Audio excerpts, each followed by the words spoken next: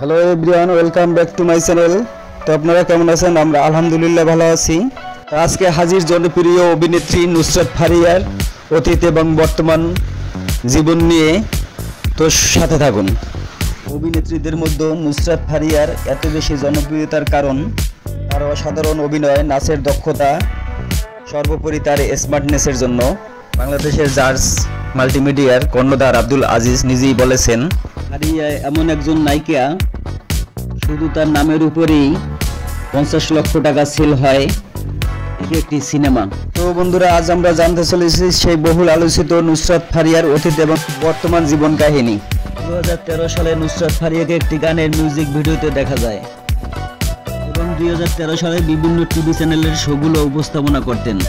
বন্ধুরা, যারা ইতিমধ্যে আমার চ্যানেলটি সাবস্ক্রাইব করেছেন তাদেরকে অসংখ্য ধন্যবাদ। প্লিজ একটি লাইক দিয়ে ভিডিওটি কন্টিনিউ করবেন। আর যারা এখনও সাবস্ক্রাইব করেননি, রীতিমতো সেলিব্রিটিদের আপডেট ভিডিও পেতে প্লিজ চ্যানেলটাকে সাবস্ক্রাইব করে পাশে থেকে যেতে পারেন। তো সাথে থাকুন।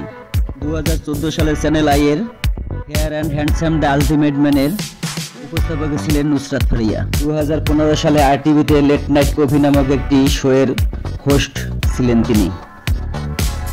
এই অভিনেত্রী স্কুল লাইফে ভালো একজন বিতর্কও ছিলেন বটে। নুসরাত ফারিয়ার ফুল ক্যারিয়ার শুরু হয় 2015 সালের আশিকি সিনেমার মাধ্যমে। জাজ মাল্টিমিডিয়ার হাত ধরে নুসরাত ফারিয়ার চলচ্চিত্রে অভিষেক ঘটে।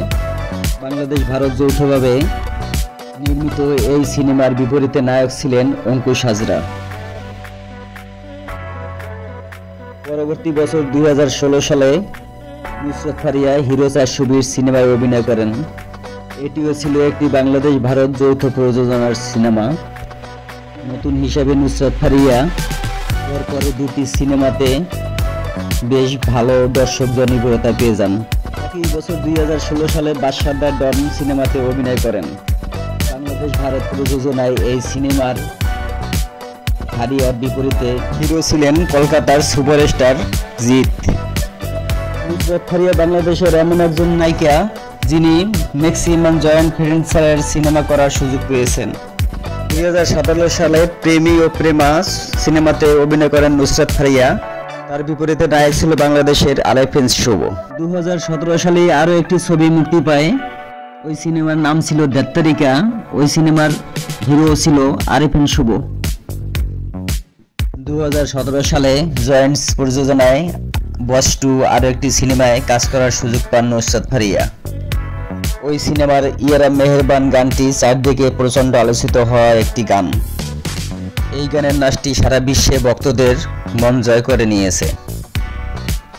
আরও একাধিক সিনেমায় নুসরাত ফারিয়া অভিনয় করে থাকেন, যেমন ইন্সপেক্টর, ডিটেকটিভ, বিবাহ অভিযান, শাহেনশাহ ছবিতে প্রথম জুটি বেঁধেছিলেন বাংলাদেশের সুপারস্টার নায়ক হিরো নাম্বার 1 সাকিব খানের সাথে। এই ছবিতেও অনেক ভক্তদের মন জয় করে নিয়েছেন নুসরাত ফারিয়া। নুসরাত ফারিয়া শুধু অভিনেত্রী নন, গায়িকা হিসেবেও বেশ সুনাম অর্জন করেছেন। 2018 সালে পতাকা নামক একটি মিউজিক মুক্তি পায়, যেটি গেয়েছেন নুসরাত ফারিয়া নিজেই। সর্বশেষ নুসরাত ফারিয়া বঙ্গবন্ধু বায়োপিক অপারেশন সুন্দরবন নামক সিনেমায় অভিনয় করেন। তখন থেকে সবার সামনে আলোচনায় সমালোচনায় সামনে আসেন নুসরাত ফারিয়া। বাংলাদেশে গণ অভ্যুত্থানের পর বেশ কয়েকবার বিদেশে আসা যাওয়া করে থাকেন নুসরাত ফারিয়া। গত 18 মে থাইল্যান্ডে যাওয়ার সময় শাহজালাল আন্তর্জাতিক বিমানবন্দর ইমিগ্রেশন পুলিশ তাকে আটকে দেয়। পরে তাকে তুলে দেওয়া হয় বাটারা থানার পুলিশের কাছে। গণ অভ্যুত্থানে বাটারা থানায় দায়ের করা হত্যা মামলায় তাকে গ্রেপ্তার দেখানো হয়।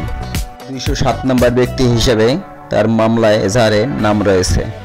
আদালতে তোলার পর তাকে আংশিক শুনানির পর কাশিমপুর কারাগারে প্রেরণ করা হয়। 22 মে তার পূর্ণাঙ্গ শুনানি হবে আদালতে।